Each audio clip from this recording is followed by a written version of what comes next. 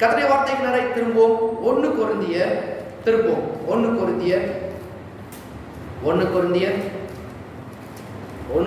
10வது அதிகாரம் 1 கொரிந்தியர் 10 6வது வசனம்.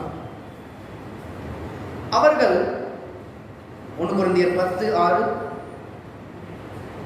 அவர்கள் இச்சித்தது போல நாமும் பொல்லாங்கனாவலை இச்சியாதபடிக்கு இவைகள் நமக்கு திருஷ்டாந்தங்களாக இருக்கிறது.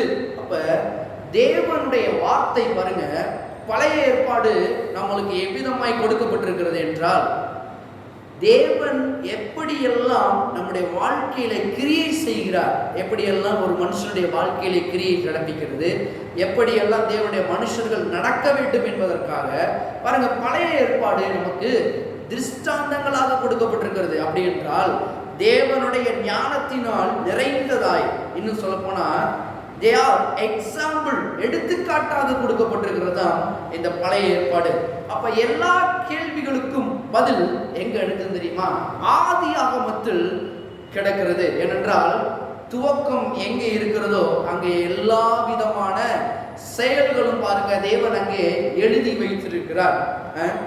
பாருங்க அந்த காலத்துல ஏன் இந்த பழைய ஏற்பாடுல இந்த ஆதி ஆகமம் என்ற புஸ்தகம் ரொம்ப முக்கியம் அப்படின்னா, இந்த ஆதாம் முதல் மோசே வரை பாருங்க கதை எல்லாத்துக்குமே தெரிஞ்சிருந்துச்சு. பாருங்க ஆதாமுக்கு அடுத்து பாருங்க அடுத்த ஆபிரகாமுடைய செயல் எப்படி இருந்துச்சு, அவனுடைய இது எப்படி இருந்துச்சு, ஆபிரகாமுடைய பிள்ளையுடைய வாழ்க்கை பாருங்க ஒன்று ஒன்றாக அவர்கள் சொல்லி கொண்டார்கள். தேவன் எப்படி சிருஷ்டித்தார், தேவன் என்னை படைத்தார் என்பது. ஆனா மோசே கடித்து ஒரு சில மாற்றங்களை இங்கே உண்டாகிறத நாம் பார்க்கிறோம். பாருங்க அதுக்கு முன்னாடி நீங்க வாசிங்கன்னா ஆதாமுக்கு அடுத்து அந்த காயினுடைய வாழ்க்கையில பாருங்க யார் நம்மளை படைத்தது, இந்த உலகத்தை படைத்தது யார் என்பதை ஆதாமும் ஏவாளும் தன்னுடைய பிள்ளைகளுக்கு சொல்லுகிறார்கள். பாருங்க காயின் அப்புறம் அவருடைய பிள்ளைகள் சொல்றாங்க. இப்படியே ஆபிரகாம் முதற்கொண்டு மோசே வரைக்கும் கொண்டு வருது. எப்ப இந்த மோசையின் காலகட்டத்தில் தான் என்ன பண்ணுது அப்படின்னா, 430 ஆண்டுகள் அடிமைத்தனத்தில் நிறைந்த ஜனங்கள் இப்ப வெளியே வராங்க. வெளியே வந்தோடனே தேவன் அவர்களுக்கு இப்ப என்னத்தை எழுதி கொடுக்கிறார்? தேவனுடைய வார்த்தையின் மகத்துவங்களை 10 கட்டளைகள் என்று எழுதி என்ன பண்ணுகிறார்? எழுதி கொடுக்கிறார். அப்ப மோசே தான் இந்த 5 ஆகமங்களை என்ன பண்ணியிருக்கிறாரு? எழுதி இருக்கிறார். பாருங்க இந்த 5 ஆகமும் அவங்கள்ட்ட இப்ப கிடைக்க ஆரம்பிக்குது. இப்ப யாக்கோபுக்கு அது வரைக்கும் இது தெரியல. பாருங்க ஆதியாகமம், யாத்திராகமம், என்னாகமம், லேவியராகமம், உபாகமம் இது வரைக்கும் மோசே தான் எழுதியிருந்தார். அழகுனிங்க. இப்ப யாக்கோபுக்கு இது தெரியல. ஆபிரகாம் முதல் இது தெரியாத காலகட்டமா இருந்தது. எப்படி இருந்துச்சு, என்ன வந்துச்சு? வாய்மொழியாக அவர்களுக்கு இப்படி ஒரு தேவன், நமக்கு யெகோவா தேவன் ஒருவர் உண்டு, அவர் எல்லாவற்றையும் சந்திக்கிறவர், நேர்த்தியாய் நடத்துகிறவர் என்பதை வாய்மொழியாக கூறிக்கொண்டு வந்து கொண்டிருந்தார்கள்.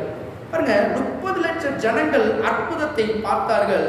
பாருங்க பட் ராட்சதர்களை பார்த்ததும், ஏனோமியர், ஏத்தியர், எமோரியர், பெர்சியர் இருக்கிற அந்த பாலும் தேனும் ஓடுகிற தேசத்தை பார்த்தோன்னே சில பேர் என்ன ஆயிட்டாங்கன்னா விசுவாசத்தை விட்டாங்க பாருங்க. ஆனா அவங்க தான் யார் எதை பார்த்தது? செங்கடலை பிளக்கிறத பார்த்தது, கண்மலையிலிருந்து தண்ணி வந்ததை பார்த்தது, எல்லாத்தையும் பார்த்த ஜனங்கள் யாரை பார்த்தோன்னே இப்ப இதாயிட்டாங்க? விசுவாசத்தை இல்லாமல் போயிடுச்சு. இன்னைக்கு நம்ம என்ன சொல்றோம்? நான் மட்டும் மோசையின் காலத்துல இருந்திருந்தா நான் அந்த சிவப்பான கடலை பிரிக்கிறத நான் பார்த்துருப்பேன், நான் விசுவாசத்துல நின்றுப்பேன். இல்ல இல்ல இல்ல, கொஞ்சம் கவனிங்க என்ன நடக்குது அப்படின்னு. பாருங்க ஏன் அவர்களுக்கு அந்த விசுவாசம் இல்லாம போச்சுன்னா, வார்த்தை எங்கு அருளப்படவில்லை. நீங்க நிறைய பேர் சொல்றாங்க பாருங்க, போதுங்க எங்க பாஸ்டர் சொன்னா அதுவே வேத வாக்கு, நாங்க அதை கேட்டு போயிடுவோங்க. இல்ல இல்ல இல்ல, தேவன் என்ன சொல்லுகிறாரோ அதை செய்தால் மட்டுமே நம்முடைய வாழ்க்கையில வெற்றி உண்டாகும். சில பேர் பாருங்க பாஸ்டரை மேல தூக்கி வச்சுனாங்க. நான் சொல்றேன், பாஸ்டரை மேல தூக்கி வைக்காதீங்க, கடவுளுடைய வார்த்தையை மேலே தூக்கி வைங்க. பாருங்க கடவுளுடைய வார்த்தைக்கு நம்ம கனத்தை கொடுக்கும் போது அது நம்முடைய வாழ்க்கையில எல்லாவற்றையும் கொண்டு வரும். அதனாலதான் ரோமர் 10வது அதிகாரம் 14வது வசனத்துல விதமாக எழுதப்பட்டிருக்கிறது, விசுவாசம் கேள்வியினால் வரும், கேள்வி தேவனுடைய வசனத்தினால் வரும் அன்றி ஏதோ ஒன்றை கூறுவதற்காக வர முடியாது. அப்ப விசுவாசம் எங்கே ஆரம்பிக்கிறது அப்படின்னா, விசுவாசம் தேவனுடைய வார்த்தை, எல்லாம் சொல்லுவோம் வார்த்தையின் மூலமாக. பேச்சு மூலியமாக அல்ல, வார்த்தையின் மூலமாகத்தான் இன்று நாம் கற்றுக்கொள்ள முடியும் அநேக காரியங்களை. எதுக்காக தேவன் இந்த பைபிளை எழுதி கொடுத்திருக்கிறாரு? அநேகரை கொண்டு பரிசுத்த ஆவியானவர் மூலமா ஏவப்பட்டு ஏன் இதை எழுதி கொடுத்திருக்கிறாரு? தீர்க்கதரிசிகள் நடக்குது, அற்புதமா சுகமாகறாங்க, நல்லது, சுகம் கிடைக்கிறது நல்லது. ஆனா நான் சொல்றேன், எழுதப்பட்ட வாக்கியங்கள் மூலமாய் கிடைக்கும் சுகத்தை விட இந்த தீர்க்கதரிசிகளோ இல்ல சுகத்தை சொல்றவங்களோ அதெல்லாம் பாருங்க, பூரணமான சுகத்தினுடைய வாழ்க்கையில கொண்டு வந்ததா என்பது கேள்விக்குரியே. அப்ப முதல் சந்ததி பாருங்க, இந்த முதல் சந்ததி 430 ஆண்டுகள் இருந்து வெளியே போறாங்க பாருங்க. எல்லா அற்புதத்தையும் பார்த்தவங்க தான், எல்லாவற்றையும் பார்த்தவங்க. ஆனா தேவனையே மட்டுப்படுத்துற மாதிரி பேசுறாங்க. இது நடக்குமா, இது வைக்குமா, வாய்க்குமா அப்படின்னு. கர்த்தர் சொன்னாரு, இங்க இருந்து வந்தவை எவனும் உள்ள போக முடியாது. நெக்ஸ்ட் ஜெனரேஷன் என்று வேதத்தில் குறிப்பிடுறது, அடுத்த சந்ததி மட்டுமே இந்த கானான் தேசத்திற்குள் போக முடியும். அந்த இரண்டாவது இந்த கானானுக்குள்ள போகும்போது பாருங்க, சொன்ன மாதிரியே அவருடைய முற்பிதாக்கள் அதுல பிரவேசிக்க முடியல. ஆனா யாரு பிரவேசிக்கிறது? இரண்டாவதாக வந்த சந்ததி. அதுக்கு முன்னாலதான் மோசை மூலமா என்ன பண்ண, வார்த்தைகள் எழுதப்பட்டு அருளப்பட்டாயிற்று. அதனாலதான் யோசுவாவுக்கு வரும்பொழுது கர்த்தர் என்ன சொன்னாரு, இந்த நியாயப்பிரமாணத்தின் புஸ்தகமும் வாயை விட்டு பிரியாதிருப்பதாக மோசைக்கு நான் எப்படி கற்பித்தேனோ அதே போல உனக்கும் இதுதான் வெற்றி, இதுதான் ரகசியம். பாருங்க, ஏன் முற்பிதாக்கள் போலன்னா, முற்பிதாக்கள் தேவன் எப்படிப்பட்டவர், எப்படி கிரியை நடப்பிக்கிறார் என்பதை பேச்சு மூலியமாக கேள்விப்பட்டார்கள். யெகோவா தேவன் ஒருத்தர் உண்டு, அவர் என்ன செய்திருக்கிறார் என்பதை. ஆனால் இரண்டாவது ஜெனரேஷன் என்ன பண்ணுச்சுன்னா, தேவனுடைய வாக்கியங்கள் அருளப்பட்டு அவருடைய உள்ளத்திலே பாருங்க விசுவாசம் உண்டாக்கத்தக்கதான வார்த்தைகள் பாருங்க கிரியை செய்ய ஆரம்பித்தது. அதனாலதான் பாருங்க அடுத்தவங்க நடக்கிறதுல என்னது, யோசுவாவின் மூலம் போறாங்க. என்ன நடக்குது அப்படின்னா, எரிகோவை ஈஸியா விழுத்துறாங்க. எப்படி இங்க இருந்து வந்தது அப்படின்னா, அவனுக்கு என்ன அருளப்பட்டது? தேவனுடைய வார்த்தை அருளப்பட்டது. பாருங்க, எரிகோவை வீழ்த்துறாங்க, எரிகோ கோட்டை விழுது. வார்த்தையை நம்பும் பொழுது மட்டுமே பெரிய காரியங்களை நம்மளால என்ன பண்ண முடியும், செய்ய முடியும். அதனாலதான் நான் சொல்றேன், தீர்க்கதரிசிகள் நாங்கள் நம்புகிறோம், விசுவாசிக்கிறோம். பெரிய பாஸ்டர் நீங்க சொல்றீங்க, நாங்கள் நம்புகிறோம், விசுவாசிக்கிறோம். ஆனா நான் சொல்லுகிறேன், அங்க போனா தான் சுகம், அங்க போனா தான் விடுதலை. நோ, நான் சொல்லுகிறேன், ஏன்னா அங்க உள்ளவங்க முன்னாடி சுகத்தை பெற்றுக்கொள்ளல. யாரு பூரண சுகத்தை பெற்றுக்கொண்டதுன்னா, தேவனுடைய வாயிலிருந்து பெறப்படுகிற ஒவ்வொரு வார்த்தையினாலும் எந்த மனுஷன் விசுவாசிக்கிறானோ அந்த மனுஷன் பிழைக்கிறான், வாழ்கிறான், சுகமாயிருக்கிறான். பாருங்க, இதை நாம் விசுவாசிக்க வேண்டும். அதனாலதான் 2 பேதுரு விதமா எழுதப்பட்டிருக்கிறது. திருப்புங்க 2 பேதுரு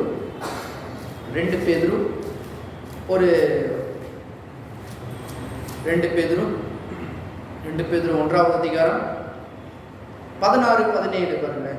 நாங்கள் தந்திரமான கட்டுக்கதைகளை பின்பற்றினவர்களாக அல்ல.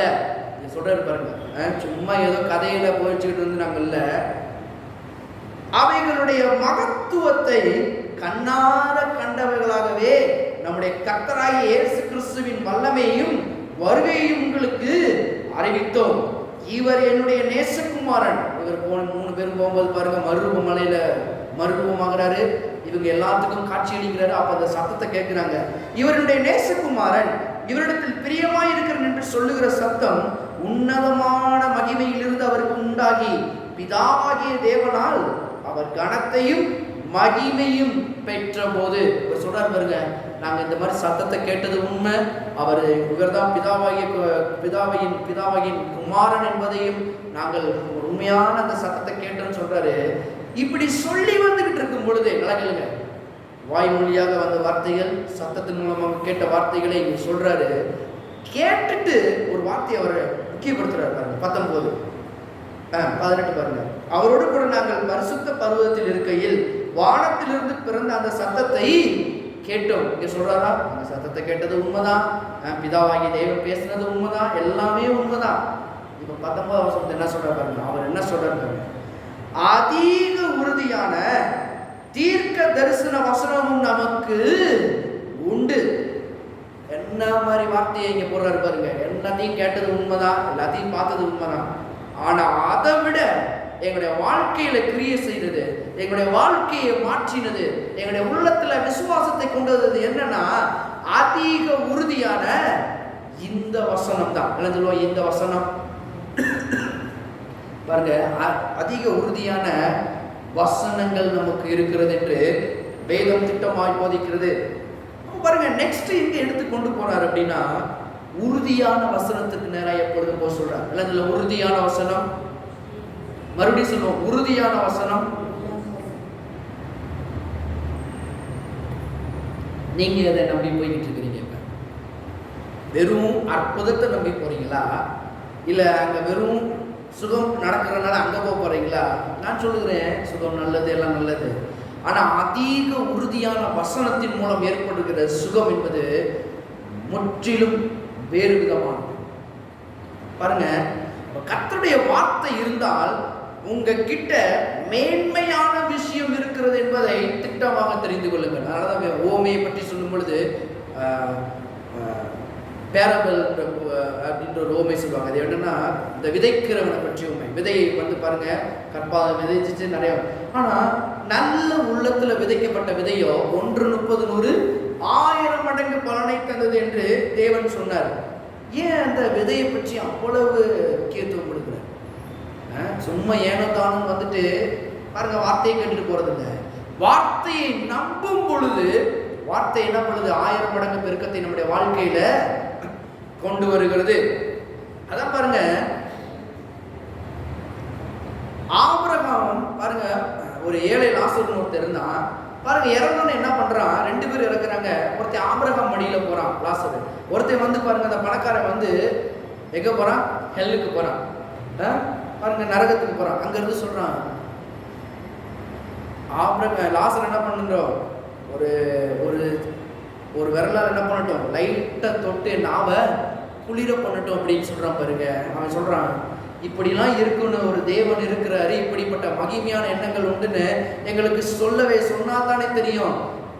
என்னுடைய உறவினர்களுக்கு என்ன பண்ணுங்க, நீங்க போய் சொல்லுங்கன்னு சொல்லும் பொழுது பாருங்க, அவன் சொல்றான், செத்தவன் செத்த போயிட்டு போகுது. ஆனா உயிரோடே அருளப்பட்டிருக்கிற வார்த்தைகளை எல்லாரும் சொல்லிக்கொண்டே இருக்கிறார்கள். கேள்விப்பட்டவர்கள் என்ன பண்ணுவாங்க?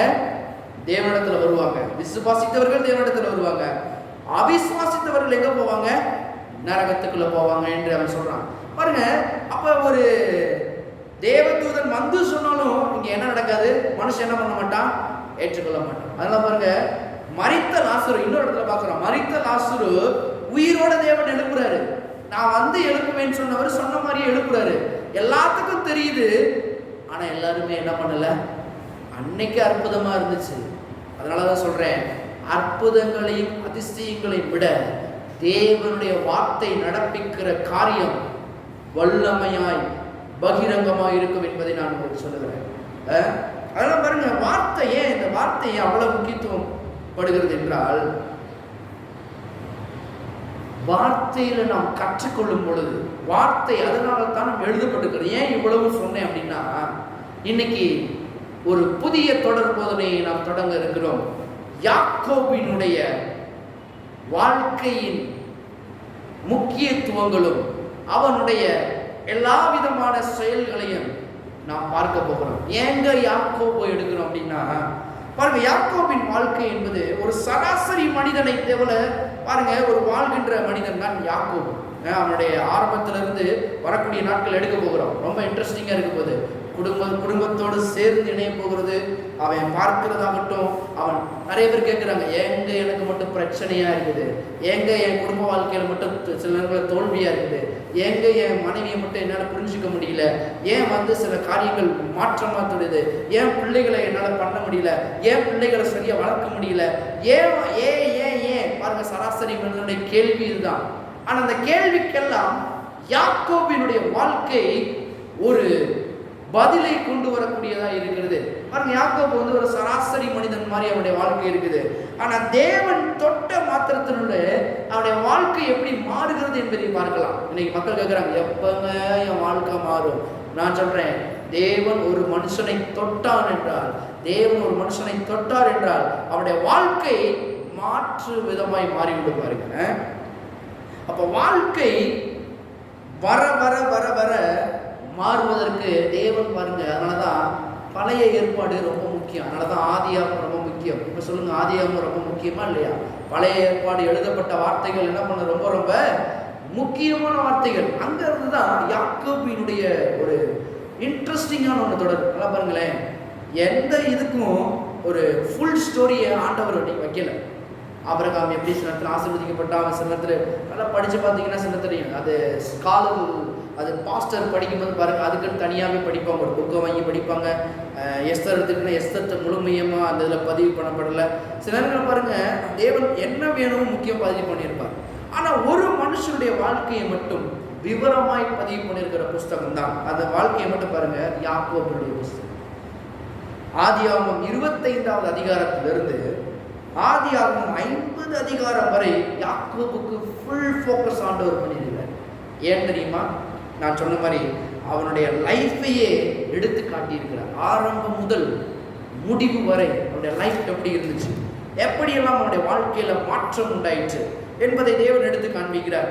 இன்னைக்கு யாக்கோபினுடைய வாழ்க்கை பயணங்களுக்கு நேராய் நாம் செல்லுவோம். தேவன் என்ன அவனுடைய வாழ்க்கையில செய்தார், அவனுடைய வாழ்க்கையில் எப்படி அற்புத திருப்பம் உண்டாயிற்று. நம்ம சராசரி மனிதனாக நாம் இருக்கிற அநேக கேள்விகளுக்கு யாக்கோபினுடைய வாழ்க்கை நம்மளுக்கு என்ன பண்ணியிருக்கிறது, பதிலாய் அமைந்திருக்கிறது. திருப்போம் ஆதியாகமம். பைபிள் ரொம்ப முக்கியம். பைபிள் நான் சொல்ற வார்த்தைகள் பைபிளை கவனிச்சுட்டே வாங்க. ஆதியாகமம் 25வது அதிகாரம். ஆதியாகமம் 25, ஆதியாகமம் 25, ஆதியாகமம் 25 20 21 வசனங்களை வாசிக்கிறேன். ஈசாக்கு ரெபெக்காளை விவாகம் பண்ணுகிற போது 40 வயதாய் இருந்தான். இவள் பதான் அராம் என்னும் சீரியா தேசத்தனாகிய பெத்துவேலுக்கு குமாரத்தியும் சீரியா தேசத்தனாகிய லாபானுக்கு சகோதரியுமானவள். 21 மலடியாயிருந்த தன் மனைவிக்காக ஈசாக்கு கர்த்தரை நோக்கி வேண்டுதல் செய்தான். எல்லாம் அண்டலில் பண்ணிக்கோங்க அந்த வேட. கர்த்தரை நோக்கி வேண்டுதல் செய்தான். கர்த்தர் அவன் வேண்டுதலை கேட்டருளினார். அவன் மனைவி ரெபெக்காள் கற்பம் தரித்தாள். யார் இந்த ஈசாக்கு, யார் இந்த ரெபெக்காள்? யாக்கோபினுடைய தாய் தகப்பன்மார் தான் ஈசாக்கும் ரெபெக்காளும். பாருங்க, இந்த வசனம் பாருங்க அப்படியே ஆபிரகாம பிரதிபலிக்கிற மாதிரியே இருக்குது. ஆபிரகாமும் பாருங்க, பிள்ளை இல்லாதவன் இருந்தவனுக்கு தேவன் உனக்கு ஒரு பிள்ளை செல்வத்தை அருள செய்வேன், நிச்சயமா வாழ்க்கையில நடக்கும்னு சொன்ன மாதிரியே சொல்லி பாருங்க, அவனுடைய வாழ்க்கையில முதிர் வயதுல என்ன பண்ணுகிறான், பிள்ளையை பெற்றெடுக்கிறான். அதே போலதான் ஈசாக்குக்கும் இதே மாதிரி நிலைமை வருகிறது. கவனிங்க, உங்களுடைய குடும்பத்துல யாருக்கு பிள்ளை இல்லையோ, சில பேர் உங்களுடைய உற்றார் உறவினருக்கு இல்லையோ, நான் சொல்லுகிறேன், தேவ வசனங்களை ஆக்டிவேட் பண்றதுக்கு என்ன காரியம் தெரியுமா? ஈசாக்கும் ரெபெக்காளும் போல நம்முடைய வாழ்க்கையில இருக்கும் பொழுது பிள்ளை செல்வத்தை கர்த்தர் அருளி செய்வது அதிக நிச்சயம். நான் சொல்லுகிறேன், அதிக நிச்சயம். இல்லைங்க டாக்டர் சொல்லிட்டாரு, இல்லைங்க ஜெபம் பண்ணுங்க, ஏதோ ஒரு மாற்றம் நடந்தா நடக்கும். இல்ல நிச்சயமா நடக்கும். ஏனென்றால் இங்கு ரெபெக்காளும் அப்படித்தான், ஈசாக்கு அப்படித்தான். ஆனா ரெண்டு பேருக்கும் ஒரு ஒற்றுமையை பார்க்கணும் பாருங்க. இவங்க 26வது வசனத்தை நீங்க வாசிச்சு பாருங்களேன். 26 வசனம். பின்பு அவன் சகோதரன் தன் கையினாலே ஏசாவின் குதிகாலை பிடித்துக் கொண்டு வெளிப்பட்டான். அவனுக்கு யாக்கோபு என்று பெயரிட்டார்கள். இவர்களை அவள் பெற்ற போது ஈசாக்கு 60 வயது. நல்லா கவனிங்க, பெற்றானா பரலையா? பெற்றான் என்பது உண்மை. வேத வசனம் உண்மையை குறிப்பிடுகிறது. அப்ப 60 வயதுல இவன் பெறுறான் பிள்ளைய. இது ஆபிரகாமுடைய வாழ்க்கை மாதிரி இல்ல. கொஞ்சம் கவனிங்களேன். அவனுடைய அப்பா ஈசாக்குடைய அப்பா யாரு? ஆபிரகாம். ஆபிரகாமும் இதே நிலைமை. ஆனா தேவனை விசுவாசிச்சு குழந்தையை பெற்றெடுக்கிறான். இதே போல ஈசாக்குக்கு இந்த நிலைமை வருது. ஆனா ஈசாக்கு விசுவாசிச்சு பெற்றெடுக்கிறான். எப்படி பெற்றெடுக்கிறான்? அதுதான் கேள்வி. எப்படி பெற்றெடுக்கிறான்? ஆதியாகமம் 25வது அதிகாரம் 21 பாருங்க. மலடியா இருந்த தன் மனைவிக்காக, எல்லாம் சேர்ந்து வாசிங்க. ஈசாக்கு கர்த்தரை நோக்கி வேண்டுதல் செய்தான். நான் சொல்றேன், யாக்கோபு ஜெபித்ததினால் பிறந்தவன் என்பதை திட்டமாய் தெரிந்து கொள்ளுங்கள். அப்ப ஜெபிக்கிற தகப்பன் தாய்மார்களுக்கு பிறந்த பிள்ளைகள் நான் சொல்லுகிறேன் பாக்கியவான்கள் என்பதை சொல்லுகிறேன். நீங்கள் தாய் தகப்பன்மார் ஜெபிக்கிற தாய் தகப்பன்மாரா இருக்கிறீங்களா? கர்த்தருடைய ஆவியானவர் உங்க உள்ளத்தை தூண்டி விடுவாராக. பாருங்க, அவன் தன்னுடைய மனைவிக்காக ஜெபிக்கும் பொழுது யார் பிறக்கிறது? யாக்கோபு அங்க பிறக்க போகிறது நாம் பார்க்கிறோம். நல்லா கவனிங்க. அப்ப நீங்க ஜெபிக்கிற தாய் தகப்பன்மாரா? ஆதியாகமம் பாருங்க, ஆதியாகமம் 22 அங்க என்ன நடக்குது பாருங்க. ஆதியாகமம் 22:18 பாருங்க. ஆதியாகமம் 22:18 நீ என் சொல்லுக்கு கீழ்ப்படிந்தபடியினால் உன் சந்ததிக்குள் பூமியில் உள்ள சகல ஜாதிகளும் ஆசீர்வதிக்கப்படும் என்றும் என் பேரில் ஆணையிட்டேன் என்று கர்த்தர் சொல்லுகிறார் என்றார். ஆபிரகாமுக்கு அநேக பிள்ளைகள் பெறப்போறது தேவன் கொடுத்த வாக்குத்தத்தம். அதுல ஒரு வாக்குத்தத்தம் பாருங்க, அதுல ஈசாக்கு பிறகுறான். அப்ப ஏன் ஜெபம் பண்ண வேண்டும்? இங்க ஈசாக்குக்கும் கர்த்தராத்தான் சொல்றாரு, உன் ஜாதிகளும் ஆசீர்வதிக்கப்படும் என்று என் பேரில் ஆணையிட்டேன் கர்த்தர் சொல்லிட்டாரு. இது யாருக்கு சொன்ன வாக்குத்தத்தம்? ஆபிரகாமுக்கு சொன்னதும் அல்ல, தனியாக ஈசாக்குக்கும் சொல்லுகிறார். இன்னைக்கு நிறைய பேர் சொல்றாங்க பாருங்க, அதான் ஆபிரகாம் என்ன பண்றாரு, வாக்குத்தத்தத்தை கொடுத்துட்டாரு ஆண்டவர், அவரா நிறைவேற்றுவர், அவரா என்னைக்குமே நிறைவேற்ற மாட்டார். அத கவனிங்க, ஈசாக்குக்கு நமக்கு ஒரு பாடம் என்பதை தெரிந்து கொள்ளுங்கள். பாருங்க, வார்த்தையா அருளிட்டாரு, இது வாக்குத்தத்தம், உன் மூலமா ஆசீர்வதிக்கப்படும், உன் சந்ததி இவ்விதமா இருக்குன்னு சொல்லி. ஆனா ஏன் ஜெபம் பண்ண வேண்டும் ஈசாக்கு? நான் உங்களுக்கு கேட்கிறேன், ஏன் ஜெபம் பண்ணணும்? செயல்முறையில் உடன்படிக்கையே நம்முடைய வாழ்க்கையில் இடம்பெற ஜெபம் ரொம்ப முக்கியம். நீங்க ஜெபம் பண்ற தாய் தகப்பன்மாரா? உங்க பிள்ளைகளுக்காக நீங்க ஜெபம் பண்றீங்களா? பாருங்க, ரொம்ப முக்கியம். பாருங்க,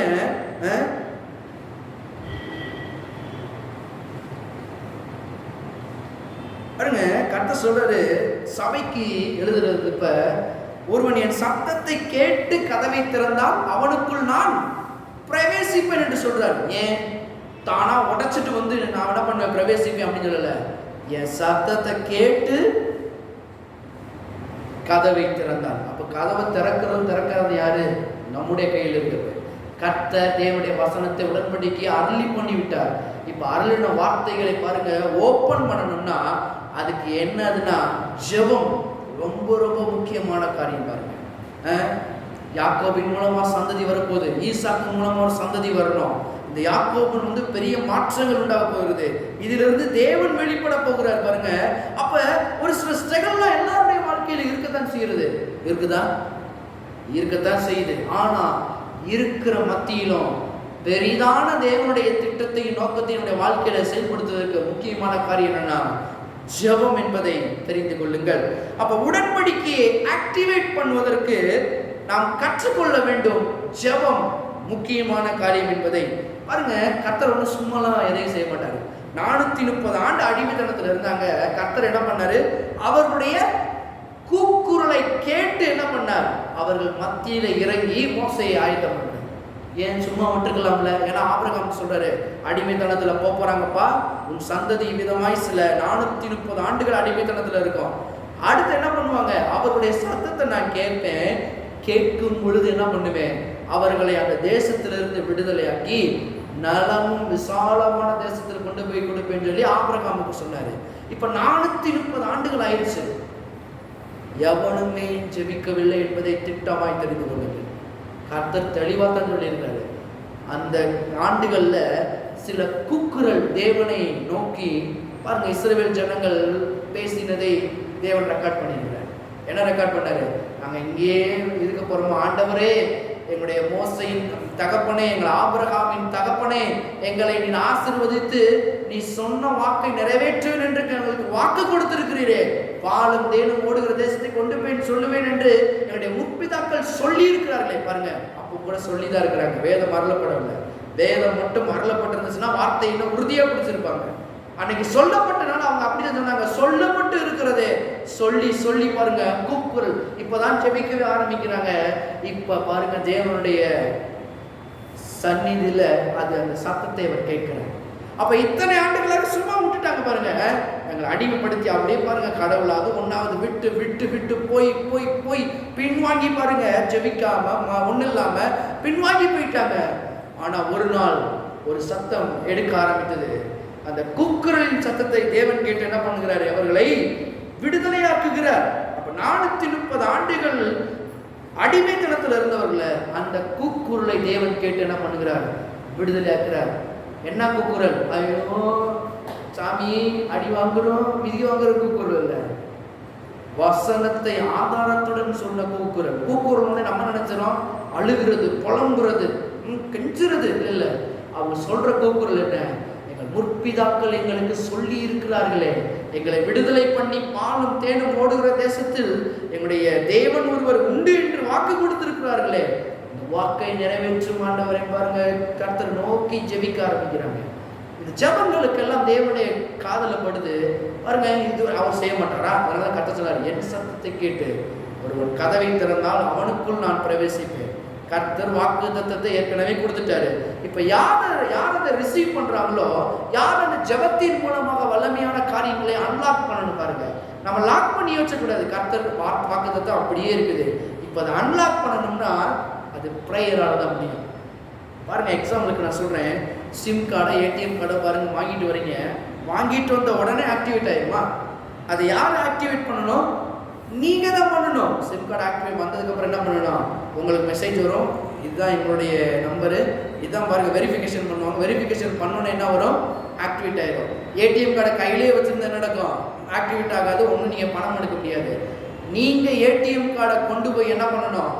ஏடிஎம்குள்ள போயிட்டு அதை உங்க அக்கௌண்ட் நம்பரை அதை டைப் பண்ணி பாருங்க, உங்களுக்கு என்ன நம்பர் வேணுமோ செட் பண்ணி ஓகே கொடுத்தீங்கன்னா இப்போ அந்த ஏடிஎம் கார்டு ரெடி. அடுத்து நீங்க என்ன வேணாலும் எப்போ வேணாலும் என்ன பண்ணலாம்? உங்க பணத்தை எடுத்துக்கலாம். கர்த்தர் சொல்றாரு, உடன்படிக்கை வேலை செய்ய பிரேயரை ஆக்டிவேட் பண்ணுங்கள் என்று கர்த்தருடைய ஆவியானவர் சொல்லுகிறார். பாருங்க, இங்க மட்டும் இல்ல, எரேமியாலே இதை வாசிக்கலாம். கர்த்தர் அங்க சொல்லியிருக்கிறாரு. எரேமியா 29:10 வீட்டில் படிச்சு பாருங்க. எரேமியா 29:11, 12 நீங்க வாசி பார்த்தீங்கன்னா 70 வருஷம் பாருங்க. அப்புறம் நீங்க கூப்பிடும் பொழுது இந்த வார்த்தைகளின் படியே நான் உங்களுக்கு செய்வேன் என்று எரேமியா காலத்துல கர்த்தர் சொன்னார் பாருங்க. வார்த்தையின் காலத்துல நீங்க கூப்பிடுவீங்க, திரும்ப நீங்க கூப்பிடும் நேரங்கள்ல என்ன பண்ணுவேன்? உங்களுக்கு விடுதலை ஆக்குவேன் என்று கர்த்தர் ஒரு மத்தியில சொல்லியிருந்தார். அப்ப ஜெபம் பண்ணுங்கள் என்பது ரொம்ப முக்கியமான காரியம். ஜெபம் ஒரு வல்லமையான சக்தி பாருங்க. பாருங்க, ஈசாக்கு அந்த வித்து என்ன பண்ண விட்ட வித்து? ஆசீர்வதிக்கப்பட்ட வித்து. ஏன்? அவன் ஜெபிக்கிற மனுஷன் பாருங்க. ரெபெக்காள் முன்னாடி போகும்போதே அவளை பார்க்கும் போதே ஈசாக்கு எங்க இருந்து வந்தான் என்று வேதம் போதிக்கிறது. தேவனுடைய பிரசன்னத்திலிருந்து, அவருடைய அம்மாவின் கூடாரங்கள்ல இருந்து அவன் வெளிவரான் பாருங்க. தேவனுடைய பாஸ்தலத்திலே பிரசன்னத்துல வெளியே வரான். அப்பதான் யாரையும் பார்க்கறான்? ரெபெக்காளை பார்க்கறான். கர்த்தர் சொல்றாரு, ஜெபிக்கிற மனுஷன், ஒரு தாய் தகப்பனாக நாம் என்ன பண்ண வேண்டும்? இருக்க வேண்டும். அப்ப உடன்படிக்கை வேலை செய்வது ஜெபத்தில் தான் இருக்கிறது. ஐயோ என் மனைவி இப்படி இருக்கிறான், என் மனைவி இப்படி இருக்கிறான். நான் சொல்றேன், மனைவி இப்படி இருக்கிறான்னு சொல்லி இருக்காதீங்க. நான் சொல்லுகிறேன், ஆக்டிவேட் பண்ணுங்க. கர்த்தருடைய வார்த்தையை தீவிரமாய் பேசுங்க. தகப்பன்மார் அதற்கு ரெடியா இருக்கணும் பாருங்க. பிள்ளையிலேன்னு சொல்றதை தூக்கி எரிஞ்சிட்டு கர்த்தர் அவருடைய வார்த்தையை ஜெபத்திலே நாம் உறுதியாய் சொல்லும் பொழுது பாருங்க, ஈசாக்கு கேட்ட மாதிரி ரெபெக்காள் என்ன பண்ண? இப்ப கற்பம் தரிக்கிறான். நான் சொல்லுகிறேன் உங்களுக்கு, இந்த வசனங்கள் எல்லாம் அப்படியே நடக்கும் காரியம். அதனாலதான் சும்மா இது எழுதப்படலை. ஆதியாகமம் தான் ரொம்ப முக்கியமான வருது. இதையெல்லாம் நம்முடைய வாழ்க்கையில் அப்படியே எடுக்கலாம் பாருங்க. இன்னைக்கு கூக்குரல், மனுஷனுடைய கூக்குரல் இதாக தான் இருக்குது. ஏன் கர்த்தர் எனக்கு மட்டும் செய்யலை? ஏன் கர்த்தர் எனக்கு மட்டும் கொடுக்கல? ஏன் கர்த்தர் எனக்கு மட்டும் தடை பண்ணியிருக்கிறார்? தடையும் பண்ணல, ஒன்றும் பண்ணல. நாம் கேட்கவில்லை. கேட்காதனால் பெற்றுக்கொள்ள வேதம் போதிக்கிறது. கேளுங்கள், அப்பொழுது உங்களுக்கு கொடுக்கப்படும். அதனாலதான் நான் வாசி காமிச்சேன். எல்லாவற்றையும் விட அதிகமான தீர்க்க தரிசன வசனம் நம்மளுக்கு உண்டே. வசனம் இருக்கும் பொழுது நம்முடைய வாழ்க்கையில எல்லாமே நிறைவேறும். இரண்டாவதாக ஆதியாகமம் 25வது அதிகாரம் 25 22 பாருங்களேன். அவள் கற்பத்திலே பிள்ளைகள் ஒன்றோடு ஒன்று மோதி கொண்டிருந்தன. கவனிங்க. அப்பொழுது அவள், இப்படியானால் எனக்கு எப்படியோ என்று சொல்லி, கவனிங்களேன், கர்த்தரிடத்தில் விசாரிக்கும்படி போனால். கவனிங்க. இங்க வேதம் போதிக்கிறது, கற்பத்திலே பிள்ளைகள் ரெண்டு பிள்ளைகள் இருக்குது, ஒன்றோடு ஒன்று மோதி. அது பிரசவம் மாசமா இருக்கிறவங்க மட்டும் தெரியும் பாருங்க. அந்த மூமெண்ட் இல்லைன்னா என்ன பண்ணி போயிடுவாங்க பெற்றோர்கள், தாய்மார் என்ன பண்ணிடுவாங்க, பதறிடுவாங்க. இது என்ன மூமெண்ட் இல்லாம இருக்குது பாருங்க. ஒன்றோடு ஒன்று இங்க மோதும் பொழுது ரெண்டு பாருங்க இடிக்குது, என்னமோ பண்ணுது அவங்க வகுப்புல. ஐயோ குழந்தை என்னாக போதோ, இது என்ன இருக்குதோ இல்லையோ பாருங்க. அநேக பதற்றங்களை யார் அடைஞ்சிருப்பா? ரெபெக்காள் அடைந்திருப்பா. என்னது வவுறு ஒரு மாதிரி பண்ணுது, என்ன உள்ள வலிக்குது, என்ன நடக்குதுன்னே தெரியலையே. பிள்ளை சரியா பிறந்துருமா, பிள்ளை கரெக்டா வெளியே வந்துருமா பாருங்க. அநேக பயங்கள் இருக்கும் பாருங்க. நம்ம என்ன பண்ணுவோம், உடனே நேராக முதல்ல என்ன பண்ணுவோம், டாக்டர்கிட்ட ஓடி போயிடுவோம். ரெபெக்காளுக்கு அன்னைக்கு பாருங்க யாரும் இல்லை, ஆனால் ரெபெக்காள் பாருங்க அவளும் ஜெபிக்கிற பெண். அதனாலதான் வேதம் போதிக்கிறது, உடனே என்ன சொன்னால் கர்த்தரிடத்தில் விசாரிக்கும்படி போனால். என்ன தாய் இவ வந்து கவனிங்க. யாக்கோபினுடைய ஆரம்பத்திலிருந்து பார்த்துட்டு வருகிறான். அவனுடைய தகப்பன் தாயை பாருங்க என்ன மாதிரி தாய். ரெபெக்காள் தேவனை வணங்குகிற ஸ்திரீயாக இருந்தார். அதெல்லாம் பாருங்க. அந்த பிள்ளைகள் ரொம்ப உன்னோடு உண்டு கிரஷ் நெருக்கி பாருங்க உள்ள பாருங்க ஒரு குதியாட்டமே போட்டுக்கிட்டு இருக்கிறது. அன்னைக்கு பாருங்க ஏன் உடனே பதறான் அப்படின்னா, அன்னைக்கு இருக்கிற ஸ்ரீகள்லாம் பாருங்க இந்த வசனத்திற்கு ஏங்குவாங்க. என்ன வசனம்னா, ஸ்ரீயின் வித்து பாருங்க, அவர் உன் குதிகாலை நசுக்குவார், ஸ்ரீயின் வித்து வந்து உன்னிடத்திலிருந்து பிறக்கும் சொல்லி ஒரு வசனம் இருக்குது ஆதியாகமத்திலே. இந்த வசனங்கள் பாருங்க அநேக ஸ்ரீகள் எதிர்பார்த்துக்கிட்டு இருக்கிற இந்த வசனமா பாருங்க.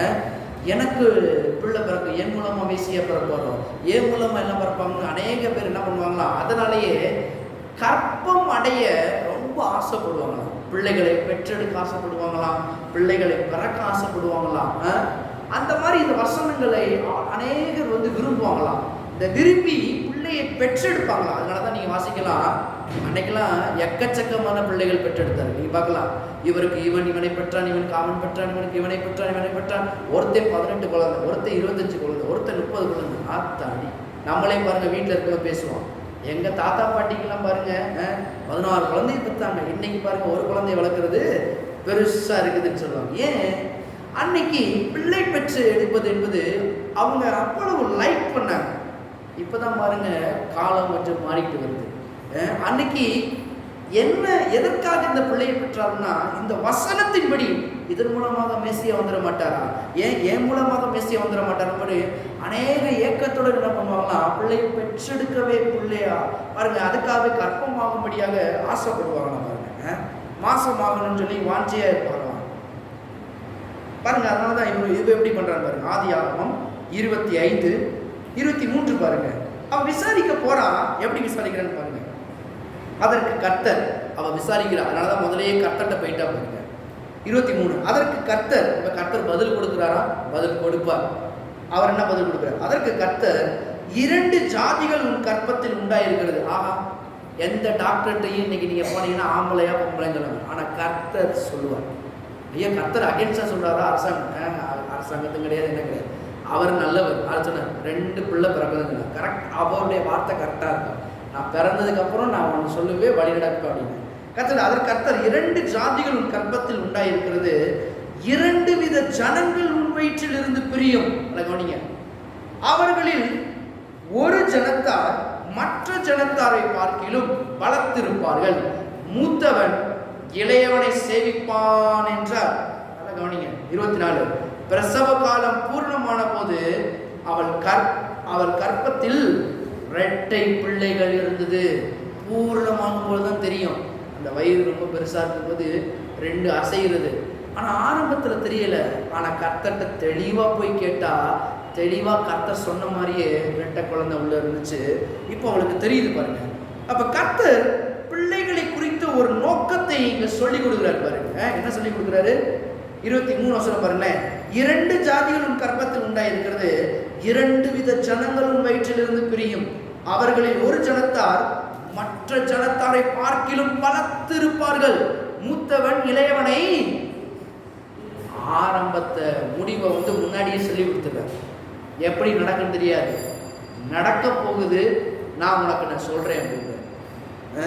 அதனாலதான் பாருங்க, கர்த்தர் பிள்ளைகளை குறித்த ஒரு நோக்கத்தை நமக்கு சொல்லி கொடுக்கிறவர். கர்த்தர்கிட்ட போய் தாய்மார்கள் ஜெபம் பண்றீங்களா? பாருங்க, தகப்பன்மாரும் ஜெபம் பண்ணணும், தாய்மாரும் ஜெபிக்கிறவர்களா இருக்க வேண்டும். ஜெபம் ரொம்ப ரொம்ப முக்கியமா இருக்கிறது. பாருங்க, இந்த உலகம் ரேட் ரேஸ்ல ஓடிட்டு இருக்கு. ரேட் ரேஸ்ல பாருங்க, எலி ஓட்டம் அப்படிம்பாங்க பாருங்க. ஸ்கூலுக்கு ஓடணும், டியூஷன் போகணும், எக்ஸாம் எடுக்கணும், நீ ஒரு டெஸ்ட்ல பாஸ் பண்ணணும், நீ அதை கத்துக்கணும், இதை கத்துக்கணும், அதை பண்ணணும், இதை பண்ணணும், வா அடுத்த ஹிந்தி டியூஷன் போ, அடுத்த இதுக்கு போ, அதுக்கு போ. பிள்ளைகளை போட்டு நம்ம ப்ரெஷரை பாருங்க கொடுத்துடுறோம். ஒரு சுதந்திரமே இல்லாம அவர்களை வளர்க்குறோம். கர்த்தர் சொன்னது, நீ எதுக்கு நீ ப்ரெஷர் கொடுக்க கூடாது, எதுக்கு கொடுக்கணும்? பிள்ளைகள் படிப்பதற்கே எதற்காக தெரியுமா? வேதத்தை படிக்கிறதற்காகத்தான் பிள்ளைகளை படிக்க வைக்கிறோம் என்பதை ஞாபகத்தில் திட்டமா ஏற்றிக்கொள்ளுங்கள். எதுக்கு படிக்குதோ இல்லையா என் பிள்ளை, ஆனா என் பிள்ளையை படிக்க வைக்கிறது எதற்காக படிக்க வைக்க போறேன்? இந்த வேத வசனத்தை திட்டமும் தெளிவுமாக படிப்பதற்காக. எத்தனை பேர் இதை விசுவாசிக்கிறீங்க? இந்த வேத வசனத்தை படிக்கிறதுக்கு என் பிள்ளைய நான் படிக்க வைக்கிறேன் பாருங்க. அதுக்காக நம்ம போட்டு அந்த பிள்ளை மேல ப்ரெஷரை கூச்சு, அது பாருங்க அவனுடைய ஆசைகள் எல்லாம் கெடுத்து பாருங்க. தேவன் என்ன திட்டத்தை வச்சிருக்காருன்னு இன்னைக்கு நிறைய பெற்றோர்கள் கேட்பதே கிடையாது. உலகம் ரேட் ரேஸ்ல ஓடிக்கிட்டு இருக்குது. எலி ஓட்டத்துல நீ என்ன பண்ணு, எலி மாதிரி ஓடு, உள்ள புகுரு. இல்ல இல்ல இல்ல, நம்முடைய பிள்ளைகளை குறித்த நோக்கத்தையும் திட்டத்தையும் கர்த்தர்ட்ட கேட்டா கர்த்தர் இங்க அருளுகிறது பாருங்க. உன் பிள்ளை எப்படி பிறக்க போகுது? மூத்தவன் பாருங்க, இளையவன் பாருங்க முன்னாடி இருப்பான், மூத்தவன் அவனை சேவிக்கிற மாதிரி வருவான்ற கர்த்தர் தெளிவான திட்டத்தை கொடுக்கிறார். அவன் எப்படி இருக்க போறான்னு. அதுவும் பாருங்க, இன்னைக்கு நிறைய பேர் ஆண் பிள்ளை பெற்றெடுத்த என்ன பண்றாங்க, பெற்றோர்கள் சொல்றாங்க, அப்பாடா எனக்கு சாப்பாடு போட ஒருத்தன் வந்துட்டான்டா. இதுக்கா பிள்ளைகளை கற்றுக் கொடுக்குறாரு?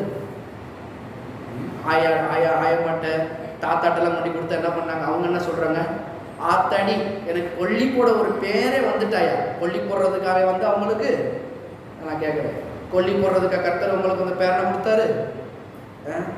நிறைய பேர் பாருங்க, ஆளுக்கு ஒன்று வைக்கிறது. பிள்ளை பிறந்துருச்சுன்னா வாயா என் மடியில் நல்லா என்ன பண்ணுது, உற்சா போயானே ஆத்துமா சாந்தி அடையும். அது எந்த பிள்ளையை கொடுத்தாலும் அது உற்சா போகத்தான் செய்யும் மடியில். பாருங்க, என்னென்னமோ நம்ம பேசுறோம், ஆனா கர்த்தருடைய திட்டம் நிறைவேறுபவர்களாக நாம் அதற்கு பிள்ளைகளை வளர்க்கிறோமா என்பதை குறித்த கேள்வி மிக மிக மிக முக்கியமானது. பிள்ளைகளை குறித்து நாம் கர்த்தர்கிட்ட கேட்க வேண்டும். அது தாய் தகப்பன்மார்கள் அதை செய்பவர்களாக இருக்க வேண்டும். இதை எங்கேயும் போய் படிக்க முடியாது, யாரும் உங்களுக்கு சொல்லிக் கொடுக்க முடியாது. பிறப்பின் நோக்கமும் திட்டத்தையும் தேவன் ஒருவர் தவிர யாருமே சொல்ல முடியாது. அதனாலதான் கர்த்தர் சொன்னாரு, தாயின் கருவில் உருவாகும் முன்பமே நான் உன்னை தெரிந்து கொண்டேன். கர்த்தர் தான் வடிவமைத்தார். கற்பத்தின் கனி கர்த்தர் அருளும் ஈவு. கர்த்தர் பிள்ளைகளை அருளாதிருந்தார் வேற யாரும் அருள முடியாதுன்னு வேதமே குறிப்பிடுகிறது. அப்ப கர்த்தர் அருளுகிறார். இப்பயும் நான் சொல்லுகிறேன், நீங்கள் விசுவாசிப்பீர்களானால் உங்களுடைய பிள்ளைகளை குறித்த திட்டத்தையும் நோக்கத்தையும் நீங்கள் அறிந்து கொள்ளலாம். கர்த்தர்ட்ட அதுக்கு என்ன முதல் கீ பாயிண்ட், உடன்படிக்கை எல்லாம் அப்படியே இருக்கிறது. இதற்கு ஜெபம் நிறைந்த தாய் தகப்பன்மார்களாக நீங்கள் மாற வேண்டும் என்று கர்த்தர் விரும்புகிறார். இப்ப அடுத்ததாக திருக்குறள் ஆதியாகமம் 25வது அதிகாரம் 25 அதே 25 26 பாருங்களேன். மூத்தவன் சிவந்த நிறம் உள்ளவனும் சர்வாங்கமும் ரோம அங்கி போர்த்தவன் போலவும் வெளிப்பட்டான். அவனுக்கு நல்லா வேதத்தை வாசிங்க, ஏசா என்று அவர்கள் பெற்றோர் பெயரிட்டார்கள். அப்படி போட்டிருக்குதா? அதை கவனிங்க. அவனுக்கு ஏசா என்று பெயரிட்டார்கள் தான் போட்டிருக்கு. நீங்க அநேக ஸ்காலர்ஸ்லும் சரி பெரிய பெரிய வல்லுநர்களும் சரி என்ன சொல்றாங்கன்னா, இவங்க தாய் தகப்பன்மார் இந்த பேரை வைக்கல. பெயரிட்டார்கள் தான் போட்டிருக்குது. யாரங்க பெயரிட்டார்கள்? 26 வசனம் பாருங்க. பின்பு அவன் சகோதரன் தன் கையினாலே ஏசாவின் குதிங்காலை பிடித்து கொண்டு வெளிப்பட்டான். அவனுக்கு யாக்கோபு என்று பெயரிட்டார்கள். இவர்களை அவள் பெற்றபோது ஈசாக்கு 60 வயதாயிருந்தான். யார் அந்த பேரை வச்சது? ரெபெக்காள் பெற்று எடுக்கிறாள். ஆனா பிள்ளைகளுக்கு பேர் வைத்தது யார் தெரியுமா? அவர்கள் என்று வேதம் குறிப்பிடுகிறது.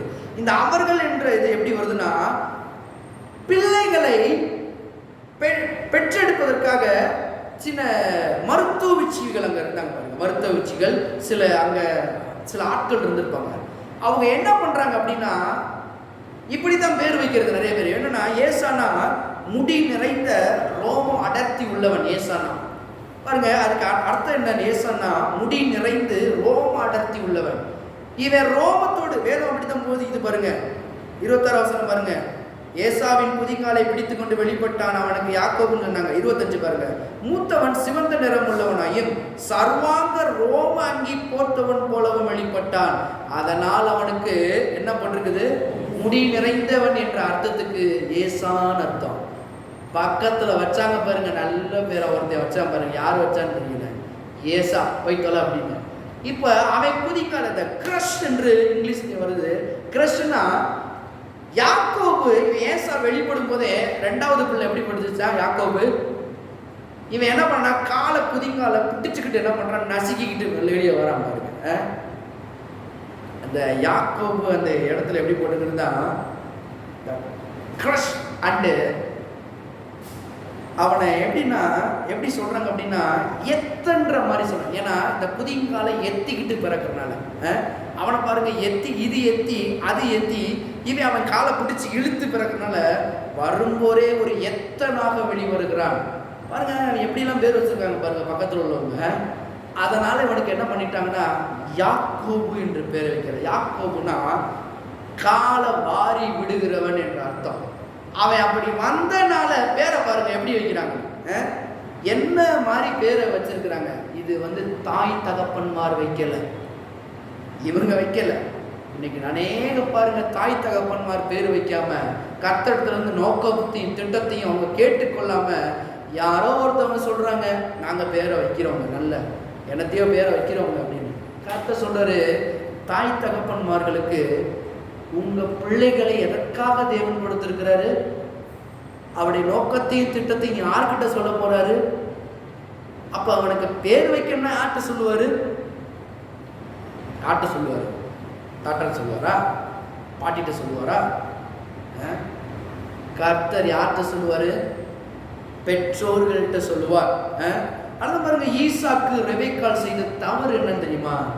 அவர்கள் பேரு வைத்தது ரெஸ்பான்ஸ் எடுக்கல பாருங்க. ஒரு பேரு கூட கர்த்தர் வைக்க பாருங்க, அருமையான பேரை கர்த்தர்கிட்ட கேட்டா கர்த்தரை கொடுக்க. இவங்க பேர் பாருங்க இல்லாத பொல்லாத. யாக்கோபுனா எத்தன், ஏமாத்துவன். அவன் இருக்கிறதுலே பெரிய பயங்கரமானவன் என்ற அர்த்தம். ஒரு பிள்ளைக்கு போய் இப்படியா வைப்பீங்க? அவனை போய் கூப்பிட்டு அப்படி இருக்கும், ஏ எத்தன், ஏ ஏமாத்துவனை, ஏமாத்து கோழி, ஏ முடின்னு யாருக்கா பேர் வைப்பீங்களா? ஆனா இங்க வச்சாங்க ஏசான்னு பேர் வச்சிருக்காங்க. என்ன மாதிரி பாருங்க. அப்ப நம்முடைய பிள்ளைகளை நாம் தான் வளர்க்க வேண்டும். பாட்டிக்கு தாத்தாக்கு இது என்ன பண்றது? சொல்லலாம், எதுவும் பண்ணலாம். ஆனா தேவன் எங்க திட்டத்தை வெளிப்படுத்துகிறாரு? பெற்றோர்களுக்கு தான் வெளிப்படுத்துகிறார் என்பதை திட்டமாய் தெரிந்து கொள்ளுங்கள். அதனால பாருங்க, அதனாலதான் பிள்ளைகள் எங்கு வளர வேண்டும்னா பெற்றோர்கள்ட்ட வளர வேண்டும். பாருங்க, நம்மளா இருந்தா என்ன பண்ணுவோம்? 2 சாத்து சாத்துவோம். பெற்றோர்கள் நல்லா சாத்துவாங்க. என்ன அமைதியா இருக்க மாட்டியா? பிள்ளைகளை நல்லா அடிப்பாங்க. ஆனா அவங்க பாட்டி தாத்தாட்ட கொடுத்து பாருங்க, என்ன பண்ணுவாங்க? பேரனை அடிக்காது, பேத்தி அடிக்காது. அதனாலதான் கர்த்தர் சொல்றாரு, நீங்க இருந்தீங்கன்னா என்ன பண்ணுவீங்க? ஒரு கண்டிஷனா தாய் தகப்பன்மார் எப்படி வளர்ப்பாங்க? கண்டிஷனை வளர்ப்பாங்க. 2 அடியை போட்டு வளர்ப்பாங்க. பாருங்க, அதுக்காகத்தான் அம்மா அப்பா கூட இருந்து வளர்க்க வேண்டும். அந்த பொறுப்பு எடுக்க வேண்டியது இப்ப யாரு அப்படின்னா, அந்த ரெஸ்பான்சிபிலிட்டி எடுக்க வேண்டியது யாருன்னா அம்மாவும் அப்பாவும் தான். நன்றி பாட்டியோ தாத்தாவோ மாமாவோ அத்தையோ சித்தப்பாவோ சித்தியோ நீ யாரா இருந்தாலும் என்ன, யார் அதை பெற்றெடுக்கிறார்களோ அவர்களுக்கு தான் தேவன். அதனாலதான் கர்த்தர் சொன்னாரு, கர்த்தரால் வரும் சுதந்திரம். இப்ப இந்த சுதந்திரத்தை, தேவனுடைய திட்டத்தை தாய் தகப்பன்மார் ஜெபித்து புரிந்து கொண்டு அதற்கு நேராய் நம்ம என்ன பண்ண வேண்டும், அந்த பிள்ளைகளை வழி நடத்த வேண்டும். அப்ப தேவன் பேர் வச்சா எப்படி வைப்பாரு, சரியா பேர் வைப்பார். எத்தனை பேர் விசுவாசிக்கிறீங்க? சில பேர்லாம் நம்பவே இல்லை, தேவன் பேர் வைக்கிறாரா, நாங்க தான் பேர் வைக்கிறோம் அப்படின்னு. இல்லை, லூக்கால நீங்க வாசித்து பார்த்தீங்கன்னா, சகரியாவுக்கு ஒரு குழந்தை இல்லை, அவன் ஜெபம் பண்றான்.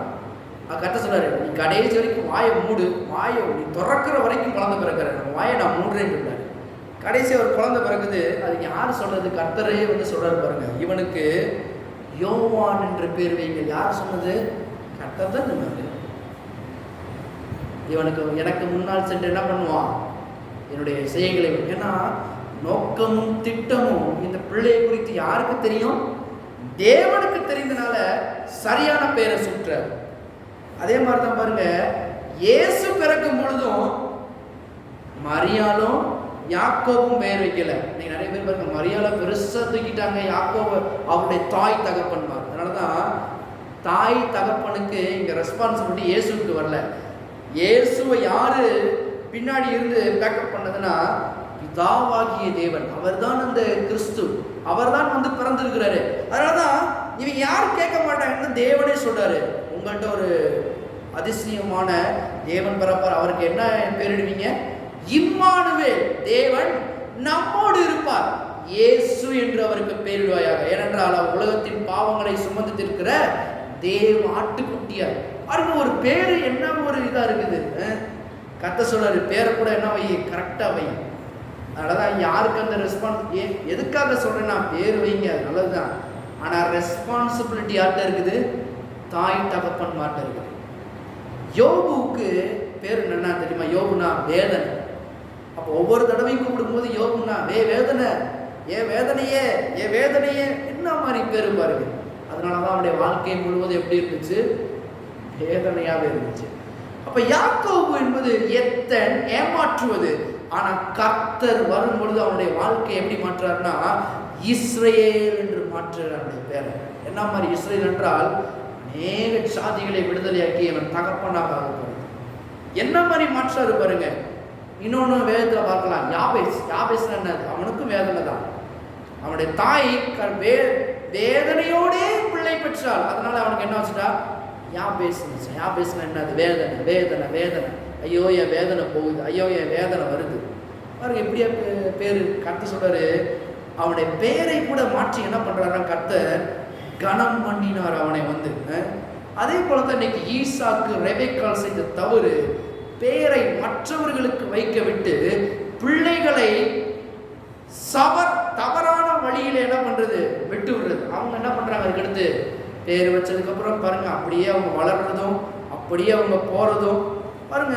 பிள்ளைகளை ஒரு கண்டிஷனான நிலைமையில வளர்க்காம, சரியான பாதையில வழி நடத்தாம பாருங்க, அவருங்க அப்புறமேட்டு என்ன பண்றாங்க, அவங்களுடைய திட்டத்தின்படி நோக்கத்தின்படி வளர்ந்து அவங்க வேலையை காமிக்கும் போது அப்புறம் சொல்றாங்க, சார் எனக்கு பிறந்த மகனாவே, அப்ப சொல்லி பிரயோஜனமே கிடையாது.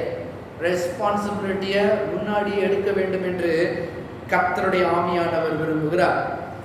இன்னொன்னு பாருங்க, ஆதியாகமம் 25வது அதிகாரம், ஆதியாகமம் 25:27. இந்த பிள்ளைகள் பெரியவர்களான போது ஏசா வேட்டையில் வல்லவனும் வனசஞ்சரியுமாயிருந்தான், யாக்கோபு குணசாலியும் கூடாரவாசியுமாயிருந்தான். பாருங்க, ஏசாவை என்ன பண்றான், வேட்டையாடுகிறவனாக அவனை இது பண்றாங்க. யாக்கோபு என்ன பண்றான், அம்மா கூடவே இருந்து உள்ள உட்காந்து வெங்காயம் உரிக்கிறது கத்துக்கிட்டான். கூடாரவாசினா கூடாரத்துல என்ன இருப்பான், அம்மா கூடயே இருந்து வெங்காயத்தை உரிக்கிறதுக்கும் அவன் கூட ஹெல்ப் பண்றதுக்குமே உள்ள இருந்து அப்படி வளர்க்குறாங்க. இப்ப 28வது வசனத்தை பாருங்களேன். ஏசா வேட்டையாடி கொண்டு வருகிறது ஈசாக்கினுடைய வாய்க்கு ருசிகரமாய் இருந்ததினாலே ஏசாவின் மேல் எப்படியா இருந்தா பட்சபாதமாய் இருந்தான். ரெபெக்காலோ யாக்கோபின் மேல் பட்சபாதமாய் இருந்தால். என்ன மாதிரி இங்க தவறு நடக்கிறது? என்ன தவறு? வேதத்தை வாசிக்கும் போது உங்களுக்கு வெளிப்படுகிறதா? பட்சபாதம்னா ஈசாக்கு யாரை மட்டுமே நம்புகிறான், யாருக்கு மேல் அன்பு செலுத்துகிறான்? ஏசாவுக்கு மட்டுமே. ரெபெக்காள் யாருக்கு அன்பு செலுத்துகிறாள்? பட்சபாதமா யார் மேல இருக்குன்னா யாக்கோபின் மேல மட்டுமே. ரெண்டு பேரும் இப்ப பிரிக்கிறாங்க. யாரு ரெண்டு பேரும்? தாய் தகப்பன்மார். ஆனால் ரெண்டு பேரும் ரெண்டு பேருக்கு பட்சமாக இருக்கிறார்கள். ஏனென்றால் ஈசாக்குக்கு வேட்டையாடி கொண்டு வருகிறதுல அவ்வளவு சந்தோஷம். சமைச்சவன் நாக்கில் படும் பொழுது என் பிள்ளை மாதிரி யாரும் இல்லை, என் பிள்ளை மாதிரி ஊர்ல இல்லை அப்படின்னு. ஆனா ரெபெக்காள் கூட இருக்கும்போது என் பிள்ளை மாதிரி எனக்கு வேலை செய்யலாம் பாருங்க. சில பேர் சொல்றாங்க, என் ரெண்டாவது பிள்ளை தாங்க எனக்கு ரொம்ப தங்கம், எனக்கு சல்ல நெருங்கினது. அந்த மூத்தது இருக்கே அது எப்படி? ஐயோ பாருங்க, எங்க பிரச்சனை ஆரம்பிக்கும் தெரியுமா? அதுதான் பிரச்சனை. பட்சபாதம் காட்டுவது. பிள்ளைகள் மத்தியிலே சமமாக நடத்த வேண்டும் பிள்ளைகளை. ஈசாக்கு பட்சபாதம் உள்ளவனாக நடத்துறான். முதல் வேணா மட்டும், ஏன்னா அவன் தான் வேட்டையாடி சமைச்சிட்டு நல்லா கறியும் சோறு ஆக்கி போடுறான். ஈசாக்கு ஒரு பிள்ளை நிறைய நேரம், மற்ற பிள்ளைக்கோ சிறிது நேரம். பாருங்க, சில பேர் பாருங்க, ஒரு பிள்ளைக்கு நல்ல நேரத்தை செலவழிக்கிறது, மற்ற பிள்ளைக்கு கொஞ்ச நேரத்தை செலவழிக்கிறது. போதும் போய்த்தல. எங்க மூத்த மகன் எங்க? அவன் வந்ததுக்கு அப்புறம் தான் என் வாழ்க்கை ஜோதியா இருக்கும். சில பேர் பாருங்க. அப்ப அந்த ரெண்டாவது பிள்ளைக்கு என்ன மைண்ட்ல இருக்கும்? நான் பிறந்ததுக்கு அப்புறம் தான் எங்க அப்பா இப்படி ஆனாரோ, அப்ப என்னை அப்பா வெறுக்கிறாரோ, சரி நான் ஏன் இந்த வீட்டு.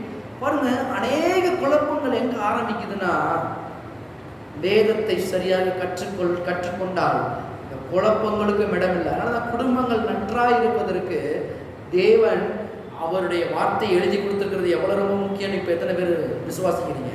இப்ப நம்ம படிக்கிற வசனங்கள் நம்ம காது கூட மட்டும் கேட்டுட்டு போன அப்படி இருக்கும். ஆனா வேதத்தை வாசிக்கும் போது எப்படி இருக்குது? அப்படி நடந்துச்சு. உண்மையாகவே நடந்ததை வேத வசனங்கள் இருந்து நான் எடுத்து காண்பிக்கிறேன். உங்க பைபிள் எழுதி இருக்குதா? அப்ப நான் சொல்லுகிறேன். அதனாலதான் வேத வாக்கியங்கள் நமக்காக அதிக உறுதியான வசனங்கள் நமக்காக என்ன பண்ணப்பட்டிருக்குது? எழுதப்பட்டிருக்கிறது. அப்ப பிள்ளைகள் வேறு வேறு விதமாக இருக்கிறத பிரிக்கிறத நம்ம என்ன பண்ணக்கூடாது? என்னைக்குமே பிரிக்க கூடாது. அந்த நோக்கத்துக்கு ஏற்றாற் போல நம்ம என்ன பண்ண வேண்டும்? பிள்ளைகளை செயல்படுத்த வேண்டும். அதான் பாருங்க, ஏசாவின் மனப்பான்மை பாருங்க. வேட்டையாடி கொண்டு வந்தால் என்னை நேசிப்பார், இல்லைன்னா என்னை என்ன பண்ண மாட்டார்? நேசிக்க மாட்டார் என்ற எண்ணம் ஏசாவுக்கு அப்படியே பதிஞ்சிருச்சு. இது அப்படியே எங்க பிரதிபலிக்க போகுது தெரியுமா? இது என்னங்க, இதுக்கும் தேவனுக்கு என்ன சம்பந்தம் அப்படின்னா, இது அப்படியே தேவனை பிரதிபலிக்க போகிறது. Be careful your children.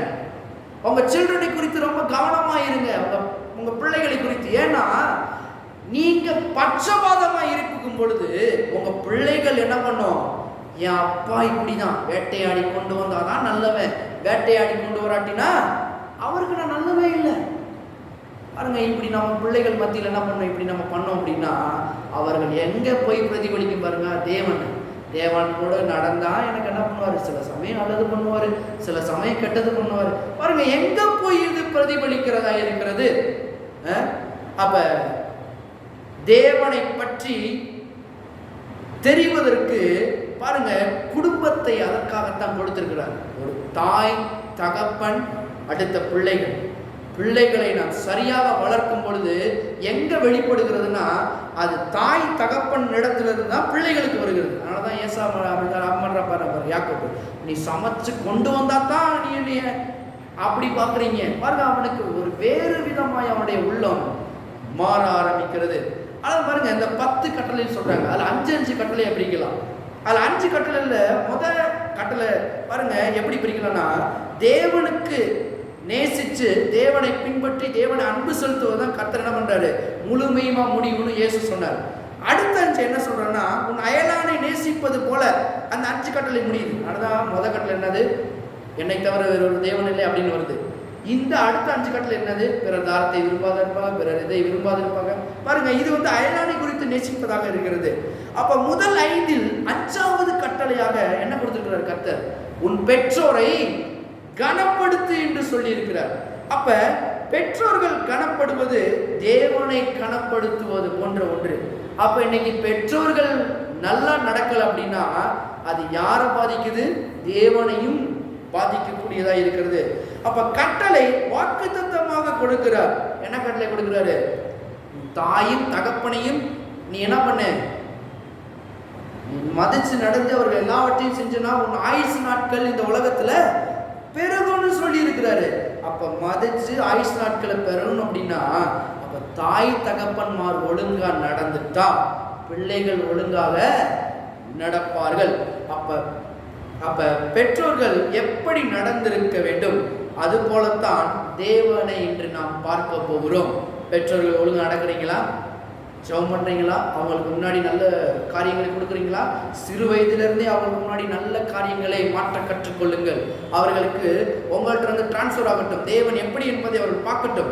அதான் பாருங்க, ஜோயல் ஆஸ்டின்ற ஒரு பிரசங்கர் அவருடைய மகன்கிட்ட போய் அவங்க கேட்கும்போது சொல்றாங்க, உங்க அப்பா எப்படிப்பட்ட அப்பா அப்படின்னு கேட்கும்போது அவர் சொல்றாரு, என் அப்பா நல்ல அப்பாவா வாழ்ந்து காமித்தார், அதனால தான் கர்த்தர் நல்லவர்னு நான் சொல்றேன் அப்படின்றார். பாருங்க, அவங்க அப்பா நல்லவர்ன்றனால, அவங்க அப்பா சரியா செஞ்சதுனால, அப்ப என் அப்பாவே இப்படி இருந்தாருனால தான் கர்த்தர் சொல்றாரு, பொல்லாதவர்களாகிய நீங்கள் உங்கள் பிள்ளைகளுக்கு நல்ல ஈவுகளை கொடுக்க அறிந்திருக்கும் போது பரமபிதா தம்முடைய பிள்ளைகளுக்கு தேவையானதை கொடுப்பது அதிக நிச்சயம். என்ன மாதிரி பாருங்க, இன்னைக்கு அப்பன் நம்ம தகப்பன் தாய் தகப்பன் ஒழுங்கா நடந்தா பிள்ளைகள் கர்த்தர் நல்லவர் என்பதை கண்டிப்பா விசுவாசிப்பாங்க. எப்பன்னு தெரியுமா? ஜோயல் ஆஸ்டினோட அப்பா அப்படி நடந்தார். நல்ல அப்பாவாக வாழ்ந்து காண்பித்தார், நல்ல அம்மாவாக வாழ்ந்து காண்பித்தனால இப்ப தேவன் நல்லவர் என்பதை அவர்கள் உணர்ந்தார். நீங்க தேவன் கர்த்தர் நல்லவர் நல்லவர் என்ன சொன்னாலும் சரி, எங்க வீட்டையே இப்படி நடந்துகிட்டு இருக்கு, அங்க குண்டாச்சட்டி இங்கிட்டு பறக்கும், இங்க கொடை அங்கிட்டு பறக்கும், இங்கிட்டு அது பறக்கும், கர்த்தர் நல்லவர் நீங்க சொல்றீங்க.